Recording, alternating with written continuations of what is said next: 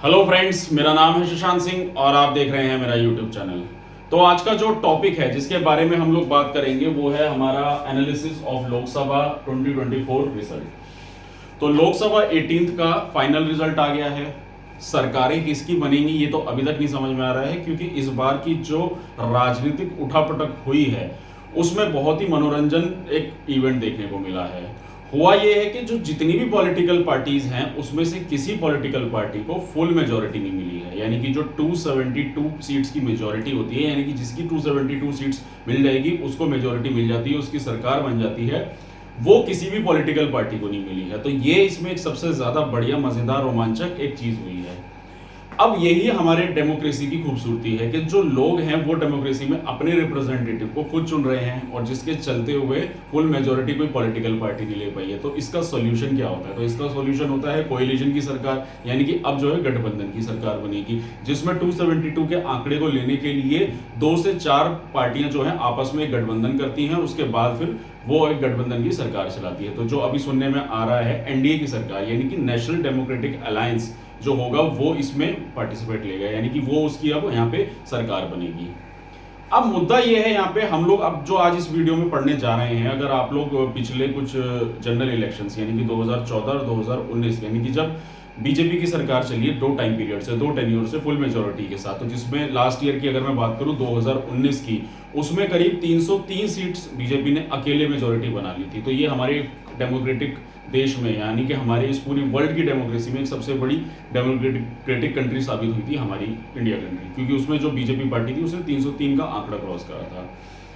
अब यहाँ पे सवाल उठता ये है कि फिर जब इतनी अच्छी मेजोरिटी लेने के बाद भी, और उसके बाद बीजेपी के जो कार्यकाल चले, जिस तरीके से टेक्नोलॉजिकल एडवांसमेंट की बात करूं या फिर मैं राम मंदिर की बात करूं, उसके बावजूद बीजेपी ने ये सीटें क्यों हारी? इतने सारा जो उलट पुलट देखने को मिला अचानक से, और कहीं ना कहीं इंडिया अलायंस या फिर कांग्रेस पार्टी को आप कह लो बहुत ज्यादा उभरती हुई दिखी। तो क्या हुआ, वो सारी चीजें मैं आप लोगों को आज इस वीडियो में बताऊंगा। ये जो वीडियो है ये किसी पॉलिटिकल पार्टी के सपोर्ट में नहीं है, न्यूट्रली मैं इस वीडियो को बनाने जा रहा हूं और इस रिजल्ट का एक एनालिसिस करने के लिए आप लोगों को यहाँ पे बताने जा रहा हूं। पॉलिटिक्स से रिलेटेड, यानी कि अगर आप लोग बात करें इलेक्शन से रिलेटेड, डेमोक्रेसी से रिलेटेड, या फिर आप बात करें कि मेजॉरिटी ऑफ सीट्स कैसे मिलती हैं, अगर वो सारी चीजें अगर आप लोगों को जाननी है तो आप लोग मेरी इन वीडियोस को देख सकते हो जो मैंने लास्ट अभी कुछ टाइम पीरियड में बनाई है। इसका लिंक आपको मेरे डिस्क्रिप्शन बॉक्स में मिल जाएगा, वहां जाके आप लोग देख सकते हो कि एक इलेक्शन कैसे होता है, आप लोग किस तरीके से वोट करते हो, किस तरीके से पार्टियां मेजोरिटी में आती हैं, कोलिशन सरकार कैसे काम करती हैं, डेमोक्रेसी इस देश में किस तरीके का रोल प्ले कर रही है, वो सारी चीजें आप लोगों को इस वीडियो में मिल जाएगी। ठीक है ना? तो अब मैं अपने इस वीडियो पे आता हूँ, अपने इस टॉपिक पे आता हूँ। तो जो हमारा ये जो रिजल्ट निकल कर आया है एनालिसिस ऑफ लोकसभा 2024 का, तो पहले मैं एक बेसिक इन्फॉर्मेशन आप लोगों को देता हूँ, एक और सीट्स का डिस्ट्रीब्यूशन बता देता हूँ कि किस तरीके से पॉलिटिकल पार्टीज ने कितनी कितनी सीटें ली हैं, उसके बाद फिर हम लोग मेन मुद्दे पे आएंगे। ठीक है ना? तो देखिए, जैसे कि आप लोगों को पता है कि हमारा जो रिजल्ट आया है वो 2 यहाँ पे गठबंधन है, यानी कि एनडीए की सरकार यानी कि नेशनल डेमोक्रेटिक अलायंस, और दूसरा हमारा इंडिया गठबंधन। ठीक है ना? तो दोनों की जो सीट्स का डिस्ट्रीब्यूशन है आपने देखा होगा कि एनडीए को 291 सीट्स मिली हैं और इंडिया गठबंधन को 234। तो यानी कि कांटे की टक्कर तो हुई बहुत ज्यादा। दिन भर यही टीवी पे चलता रहा कि किस तरीके से उलटफेर सीटों का होता रहा। ठीक है ना? उसके बाद अगर मैं बात करूं, फिर हम अगर बाकी बातें करनी जाए तो ये देखिए, सीट जो थी 291 की मेजोरिटी तो मिल गई एनडीए को, लेकिन एनडीए का अगर मैं थोड़ा सा ब्रेकअप की यहाँ पे बात करूं, यानी कि जैसे बीजेपी पार्टी की बात करूं, तो उसको जो टोटल सीट्स मिली वो 240, यानी लास्ट ईयर जो 303 सीट्स थी उससे काफी कम थी। ठीक है ना? उसके अलावा जेडीयू पार्टी की बात करूं, यानी कि जो नीतीश कुमार की सरकार है, उसको 12 सीटें मिली। टीडीपी यानी कि तृणमूल जो हमारी आंध्र प्रदेश की सरकार है, वहां पे उसको 16 सीट्स मिली। उसके अलावा एलजेपी हो गई, चिराग पासवान की पार्टी 5 सीटें, शिवसेना शिंदे यानी कि 7 सीटें, और अदर्स यानी कि 14 सीटें। तो ये जो एनडीए का जो गठबंधन है उसकी पार्टीज का ये आंकड़ा है सारा। और अगर मैं बात करूं इंडियन नेशनल कांग्रेस की, तो उसने बहुत अच्छी बढ़त करी है यहाँ पे, यानी कि उसकी पूरी 99 यानी कि 99 सीटें उसने ली हैं। उसके अलावा अगर बात करूं तृणमूल कांग्रेस 29 सीटें ली हैं, डीएमके ममता बनर्जी की पार्टी 22 सीटें ली हैं, सपा यानी कि जो अखिलेश यादव की पार्टी है उसने 37 सीटें ली है, आम आदमी पार्टी 3 सीटें ली हैं, आरजेडी लालू यादव की पार्टी 4 सीटें, और शिवसेना जिसने 9 सीटें ली हैं। तो ये तो था ब्रेकअप जो मैंने आप लोगों को बताया कि हर एक रीजनल पार्टी हुई या फिर नेशनल पार्टी हुई, उसने अपने अपने लेवल पे एक बहुत अच्छी परफॉर्मेंस की है। फिर मैं चाहे बात करूं अपोजिशन पार्टी की या फिर रूलिंग पार्टीज की। ठीक है ना? लेकिन अब सवाल आता है यहाँ पे कि जो आप देख रहे हो कि किस तरीके से मेजोरिटी तो किसी पॉलिटिकल पार्टी को इस बार नहीं मिल पाई, ठीक है। लेकिन अब सवाल यहाँ पे ये आता है कि बीजेपी क्यों चूक गई, क्यों? तो बीजेपी के साथ इस बार ऐसा क्या हुआ कि जिसके चलते हुए बीजेपी को जो है फुल मेजोरिटी नहीं मिली, बावजूद इसके कि बीजेपी के जो 10 साल का कार्यकाल था, अगर मैं लास्ट 5 साल की भी बात करूं तो काफ़ी सारे ऐसे इवेंट्स हुए थे जिसमें जैसे 370 हटा देना, उसके अलावा बाकी अगर बात करूं राम मंदिर की जो अभी रिसेंट ये मुद्दा था, तो ये सारे मुद्दे होने के बावजूद भी बीजेपी ने अपनी जो कहते हैं कि एक तरह से सीटों की जो मेजोरिटी थी वो कम क्यों हुई, वो कैसे लॉस्ट करी है। तो सवाल यहाँ से उठता है, जो अगर मैं बात करूं कि why such downfall of BJP and upfall of Indian National Congress. तो इंडियन नेशनल कांग्रेस यहाँ पे उभर कर आई और बीजेपी यहाँ पे थोड़ा पीछे रह गई, मतलब सीटों के मामले में। तो ऐसा क्यों हुआ? तो उस डाउनफॉल को समझने के लिए अगर टेक्निकली देखा जाए तो देखो, बीजेपी की सीट तो बाकी सारी पॉलिटिकल पार्टी से सबसे ज्यादा है, लेकिन फिर भी फुल मेजोरिटी ना लेने का कारण क्या था? वो जो सीट्स थी वो कैसे किस तरीके से बाकी पॉलिटिकल पार्टीज की तरफ शिफ्ट हो गई। तो उसी से रिलेटेड अगर मैं बात करूं तो पहले मैं यहाँ पे बात करूं अगर बीजेपी के कुछ प्लस पॉइंट के मुद्दे, जैसे मैं बात करूं आर्टिकल 370 हटाना, 2019 की बात है जब आर्टिकल 370 हटा था, ठीक है ना। उसके अलावा अगर मैं बात करूं राम मंदिर की, राम मंदिर का जो मुद्दा था कितने समय से चलता चला आ रहा था, या मैं बात करूं एयर स्ट्राइक करी गई थी पाकिस्तान पे, इंटरनेशनल रिलेशंस जो इसने मेंटेन करे, या फिर मैं बात करूं जीडीपी की। तो अगर मैं बात करूं पहले आर्टिकल 370 से, तो देखिए आर्टिकल 370 की बात करूं तो जिस तरीके से बीजेपी ने जम्मू कश्मीर से आर्टिकल 370 को हटाया और किस तरीके से जम्मू कश्मीर में जो है उसको यूनियन टेरिटरी बनाया, तो वहां पे कह सकते हैं कि वो जो एक सेंटिमेंट था लोगों का जुड़ा हुआ आर्टिकल 370 से, या फिर मैं कह सकता हूं कि आर्टिकल 370 का फायदा जो है वहां की लोकल जनता को हुआ। कंट्री के लेवल पे क्या काम हुआ उसको समझना जरूरी है। हमारा जो देश है वो सेकुलर देश है। अगर मैं सिर्फ बात करूं कि बीजेपी ने आर्टिकल 370 को हटाया, ठीक है, अच्छी बात है, हटना चाहिए था, जम्मू कश्मीर को यूनियन टेरिटरी का दर्जा दिया, पर क्या उसके बाद परेशानियां स्थित होती रही? क्योंकि आर्टिकल 370 हटने से क्या हुआ था? यूनियन टेरिटरी बनी, यूनियन टेरिटरी बनने से लद्दाख ने प्रोटेस्ट करी, जो अभी रिसेंटली सोनम वांगचुक वहां पे जो प्रोटेस्ट में बैठे, जिन्होंने बताया किस तरीके से वो अपने लद्दाख को स्पेशल स्टेटस का दर्जा देना चाहते हैं। अब वहां का मतलब ये तो आर्टिकल 370 हटने के बाद फिर भी वहां पे प्रोटेस्ट चल रही है, वहां के उस एरियाज में, वहां पे और काफी सारी चीजें निकल कर आ रही है, ठीक है ना।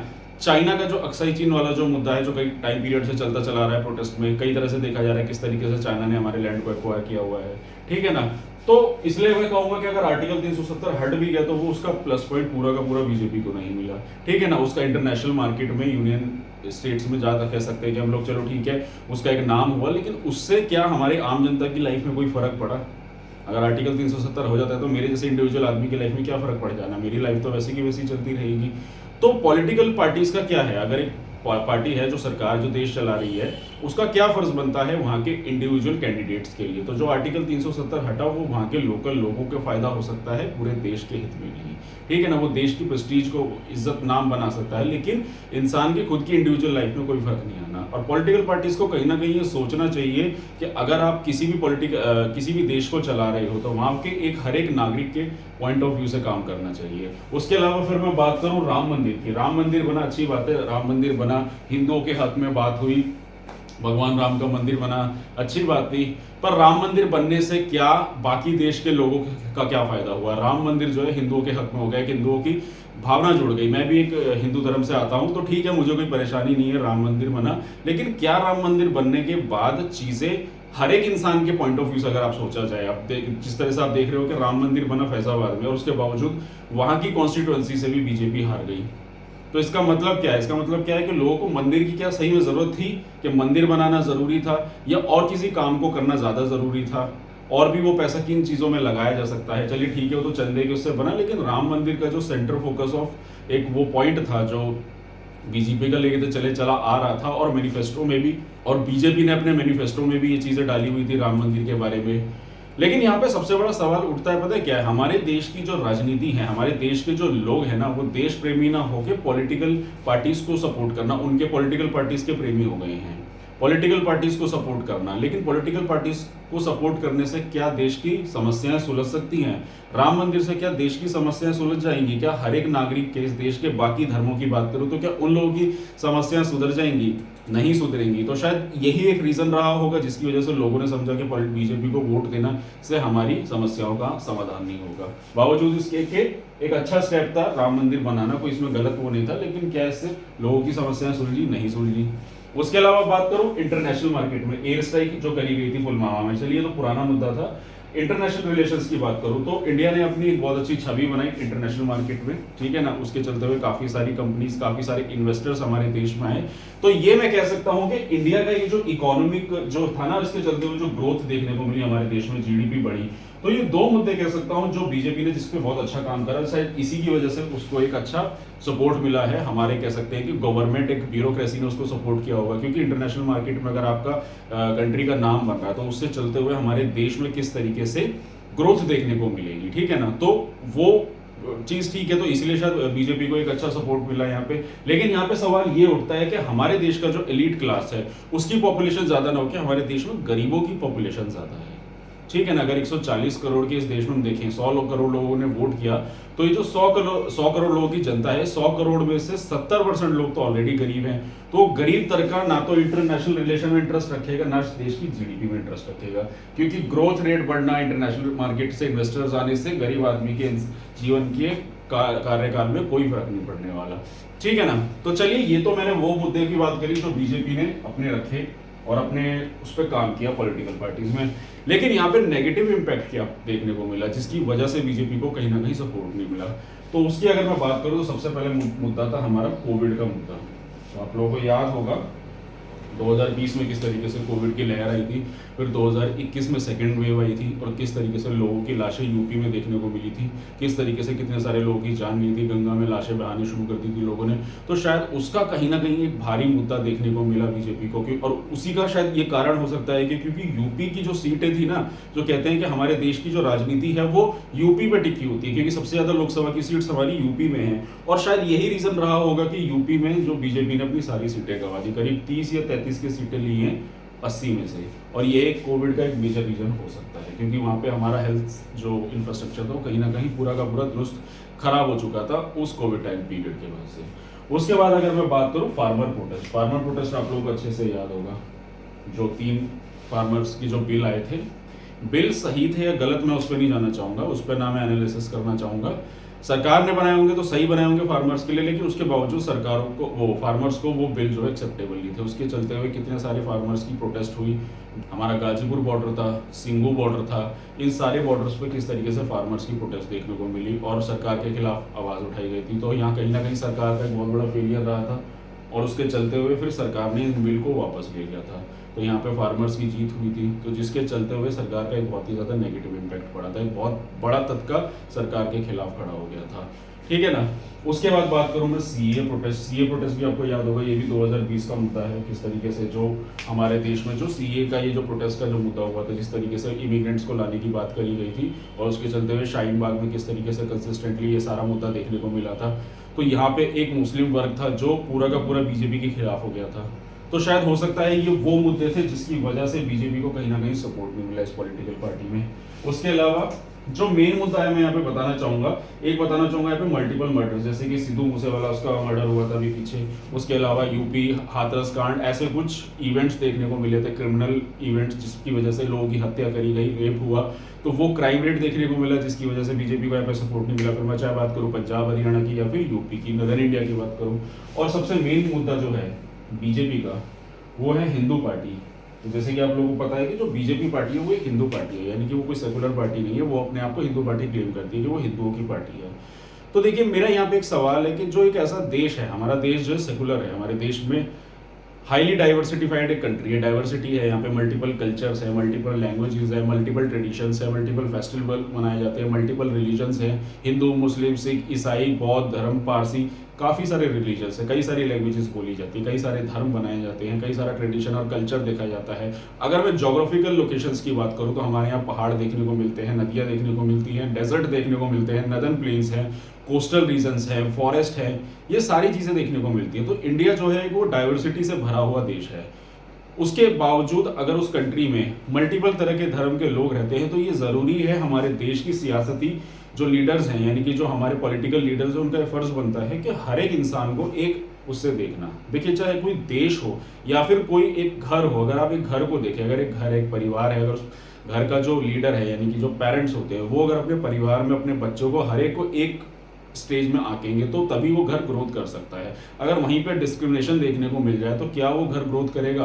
ठीक वही कहीं ना कहीं ये चीज़ें ज़रूरी है कि कोई देश है, अगर वो देश अगर एक पॉलिटिकल आइडियोलॉजी यानी कि एक धार्मिक आइडियोलॉजी को लेकर चलता चला रहेगा तो वो लंबे समय तक वर्कआउट नहीं कर सकती है। तो जिसने का कहीं ना कहीं एक बहुत बड़ा मेजर कम्युनल एंगल यहाँ पे देखने को मिला है कि बीजेपी का एक कम्युनल एंगल जो था काफ़ी टाइम से चलता चला आ रहा था, ये जो हिंदुओं का मुद्दा था उसको चलते हुए लोगों ने एड्रेस करा और कहीं ना कहीं बीजेपी ने इसके चलते हुए अपनी सीटों का नुकसान करा। तो देखिए, ये तो मैंने बात करी बीजेपी सरकार के बारे में कि क्या उसके प्लस पॉइंट थे, क्या उसके नेगेटिव पॉइंट्स थे। उसके बाद अगर मैं बात करूं इंडियन नेशनल कांग्रेस, तो ये जो सीटें बीजेपी ने लॉस करी वो कहाँ गई? वो गई हमारी इंडियन नेशनल कांग्रेस और बाकी अपोजिशन पार्टीज के पास। तो मैं यहाँ बाकी पॉलिटिकल पार्टीज में ना आके जो जिसने सबसे ज्यादा अपोजिशन में सीटें ली हैं, यानी कि इंडियन नेशनल कांग्रेस, जिसने ऑलमोस्ट हर एक स्टेट में 4-5 सीटें ली हैं, तो उसी के बारे में मैं यहाँ पे बात करना चाहूंगा।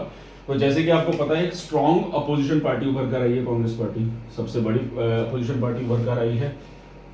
इसका जो सबसे बड़ा मेजर रोल प्ले हुआ है, जो इसमें राहुल गांधी जो इस कांग्रेस पार्टी में एक अच्छे खासे लीडर हैं, जो काफ़ी समय से स्ट्रगल कर रहे थे, उनका एक जो बहुत बड़ा मेजर इम्पैक्ट पड़ा है, देखने को मिला है। जो ये वोटिंग स्ट्रक्चर में जो बदलाव आया है, जो कांग्रेस ने सीटें जीती है, उसका इम्पैक्ट देखने को मिला है भारत जोड़ो यात्रा से। तो भारत जोड़ो यात्रा जो एक ऐसा निर्णय लिया गया कांग्रेस पार्टी की तरफ से, जिसमें राहुल गांधी ने इसको लीड करा, जिस तरीके से भारत जोड़ो यात्रा उसने पूरे देश में चलाई, तो उसका कहीं ना कहीं एक मेजर इम्पैक्ट देखने को मिला है। उसका कहीं ना कहीं हर एक इंसान के जीवन में एक बहुत बड़ा इन्फ्लुएंस हुआ है। आप सोच के चलो ना, एक लीडर है, पॉलिटिकल लीडर है, अच्छा खासा एलीट लीडर है, जो लोकल जनता के बीच में जा जाके लोगों की समस्याओं को समझी। फिर चाहे मैं बात करूँ, कोई कारपेंटर हुआ, कोई ड्राइवर हुआ, कोई स्कूल स्टूडेंट्स हुआ, एस्पिरेंट्स हुआ, यानी कि हमारे देश का जो सबसे बड़ा मुद्दा है, वो है हमारे देश का बेरोजगारी। तो उस इंसान ने जो है बेरोजगारी पे बात करी, ना कि किसी हिंदू मुस्लिम या कम्युनल एंगल के बारे में बात करी। उसने बात करी एक बेरोजगारी के मुद्दे पे, तो उसने बेरोजगारी के हर एक सेक्टर के इंसान से जा जाके उसकी समस्याओं को समझा, उसको जाना कि क्या उसकी परेशानियां थी और वो क्या उसके लिए इंप्लीमेंट कर सकता है। तो इसी वजह से कहीं ना कहीं ये बहुत बड़ा मेजर रीजन रहा है कि कांग्रेस पार्टी ने यहाँ पे अपनी अच्छी खासी बढ़त बनाई है भारत जोड़ो यात्रा से, लोगों के बीच में जा जाके। और ये जो भारत जोड़ो यात्रा थी ना, ये यात्रा जो है याद दिलाती है हमारे बिफोर 1947 यानी कि ब्रिटिश टाइम पीरियड की, कि जब महात्मा गांधी ने नॉन कॉर्पोरेशन मूवमेंट चलाया था, पूरे देश की यात्रा पे निकले थे और किस तरीके से लोगों को अपने साथ जोड़ा था। ये यात्रा वही उस चीज़ को याद दिलाती है जो राहुल गांधी ने उस चीज़ को दोबारा से इंप्लीमेंट किया है। इसलिए हम लोग अक्सर कहते हैं कि जब हम लोग हिस्ट्री पढ़ते हैं ना, तो हिस्ट्री हमें बहुत कुछ सिखा के जाती है, जिसको हम आज भी अपनी लाइफ में इंप्लीमेंट करें, वो कहीं ना कहीं बेनिफिशियल हमारी लाइफ में साबित होती है, जिसका रिजल्ट हमें यहाँ पे देखने को मिल रहा है। ठीक है, उसके बाद मैं बात करूं, ग्राउंड लेवल पे तो काम किया ही था राहुल गांधी ने, कि जिस तरीके से आप लोगों ने देखा था कि कैसे उसने हर तरीके से ग्राउंड लेवल पे लोगों से जा जाके मिलना, फिर चाहे वो लद्दाख का मुद्दा हुआ, चाहे फिर वो नॉर्थ ईस्ट का मुद्दा हुआ। अच्छा, यहाँ पे एक बात और बताना चाहूंगा कि मणिपुर का जो मुद्दा यहाँ पे देखने को आया बीजेपी ने, उसमें भी कहीं ना कहीं एक अपना बहुत बड़ा लॉस देखने को मिला, कि जैसे मैंने यहाँ पे लिखा नहीं, मणिपुर में जो भी कुछ हुआ, मणिपुर के मुद्दे पे बीजेपी का ज्यादा कोई स्टैंड नहीं था, तो जिसकी वजह से मणिपुर की वजह से भी यहाँ पे एक बहुत बड़ा मुद्दा देखने को मिला, बीजेपी ने जो यहाँ पे हार देखी थी। तो फिर मैं वही बात करूंगा कि मल्टीपल सेक्टर एनालिसिस हो गया, ग्राउंड लेवल हो गया। तो जो कांग्रेस पार्टी थी उसने यही देखा कि किस तरीके से ग्राउंड लेवल पे लोगों से जा जाके मिलना, उस तरीके से लोगों से मिलके काम करना, उस तरीके से लोगों को समझना, वो सारी चीजें कांग्रेस पार्टी ने यहाँ पे देखी।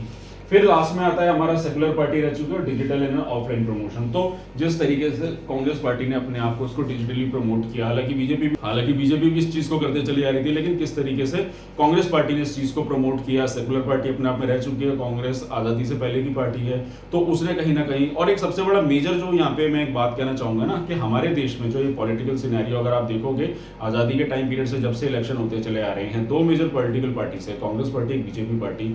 तो कोई भी सरकार होती है ज्यादा लंबे समय तक चल नहीं सकती है। जब लंबे समय से उस सरकार से लोग इरिटेट हो जाते हैं, तो वो लोग, तो यही होता है कि तो जैसे 2014 तक 10 साल तक दो टेन्योर था डॉक्टर मनमोहन सिंह का, उसके बाद फिर 10 साल तक किस तरीके से कांग्रेस की सरकार चलती रही थी, और 2014 के बाद 10 साल तक अब बीजेपी की सरकार चलती रही। लेकिन इस बार ये हुआ है कि किस तरीके से फिर बीजेपी, तो ये बीजेपी पार्टी की थर्ड जो टेन्योर है स्टार्ट होने जा रहा है, और नरेंद्र मोदी फिर से एक बार प्राइम मिनिस्टर बनने जा रहे हैं। तो राजनीतिक उठापटक अब यही चल रही है इसमें, कि जो कोएलिशन की सरकारें हैं, यानी कि गठबंधन की सरकारें हैं, फुल मेजोरिटी नहीं है, तो कहीं ना कहीं ये डर है कि जो नीतीश कुमार है या एन चंद्रबाबू नायडू हैं जो आंध्र प्रदेश के चीफ मिनिस्टर हैं, दोनों के लोग कहीं ना कहीं इंडिया गठबंधन को सपोर्ट ना कर दे, और नीतीश कुमार शुरू से ही पार्टी दल बदलने में काफ़ी मशहूर रहे हैं। जैसे कि उन्होंने कई बार बिहार की सरकार में लालू की पार्टी जेडीयू के साथ भी ये चीज़ कई बार कर चुके हैं। पार्टियों में अलट पलट वो करते रहते हैं, कभी बीजेपी के साथ जुड़ जाते हैं, कभी वो जेडीयू पार्टी के साथ जुड़ जाते हैं, सॉरी आरजेडी के साथ वो जुड़ जाते हैं। तो यही मैं बताना चाह रहा था यहाँ पे कि किस तरीके से बीजेपी पार्टी ने अपनी सीटें गंवाई, कैसे पॉलिटिकल पार्टीज में कैसे उठापटा खाई। तो अब आप लोगों से मैं यहाँ पे एक सवाल करना चाहूँगा कि जो 5 साल का टेन्योर रहा, ये जो 5 साल का टेन्योर है, 2 सवाल मेरे यहाँ पे होंगे। पहला सवाल मैं ये करना चाहूँगा कि जो ये बीजेपी पार्टी है या फिर कांग्रेस पार्टी है, तो ये जितनी भी गठबंधन पार्टी है, क्या अब 5 साल तक ये गठबंधन की सरकार सही ढंग से चल पाएंगी या ऐसे ही 5 साल तक उलटफेर होता रहेगा और हमारे देश के इकोनॉमिक और सोशल डेवलपमेंट के लिए कोई काम नहीं किया जाएगा। और दूसरा सवाल मेरा यहाँ पे ये है कि क्या एक देश जो है वो चलेगा, उसकी growth, development, education, health, unemployment, बेरोजगारी, ऐसी चीजों पे ध्यान देके काम किया जाए उससे चलेगा, या फिर हिंदू मुस्लिम सिख ईसाई धर्म की, कम्युनल की राजनीति, ऐसी चीजों पे चलेगा? इसका जवाब आप लोग मेरे कमेंट सेक्शन में दीजिएगा कि किस तरीके से इस देश को चलाना चाहिए। ठीक है ना? तो ये था मेरा टॉपिक जिसमें मैंने आप लोगों को एक बीजेपी का एनालिसिस आप लोगों को बताया सारा कि किस तरीके से वोटिंग शेयर में किस तरीके से चढ़त बढ़त देखने को मिली हर एक पॉलिटिकल पार्टी में। तो ये था मेरा टॉपिक जिसमें मैंने आज आप लोगों को इस बारे में बताया। यहाँ पे एक बात और बताना चाहूंगा, अगर आप लोग कोई भी एनसीईआरटी की बुक या कोई भी यूपीएससी की बुक परचेज करना चाहते हैं तो मेरे डिस्क्रिप्शन लिंक में चाहिए, वहाँ पे लिंक अवेलेबल है, आप लोग क्लिक करके ऑनलाइन अपने लिए बुक ऑर्डर कर सकते हैं। और अगर आप लोगों को मेरा काम पसंद आ रहा है, अगर आप लोगों को मेरी वीडियो पसंद आ रही है, तो मेरे चैनल को फॉलो कीजिए, मेरे चैनल को सब्सक्राइब कीजिए, लाइक कीजिए, कमेंट कीजिए और वीडियो को मैक्सिमम लोगों तक शेयर कीजिए। तो यही था मेरा आज का टॉपिक। अब मिलते हैं अगली वीडियो में। आज के लिए इतना ही। Thank you very much.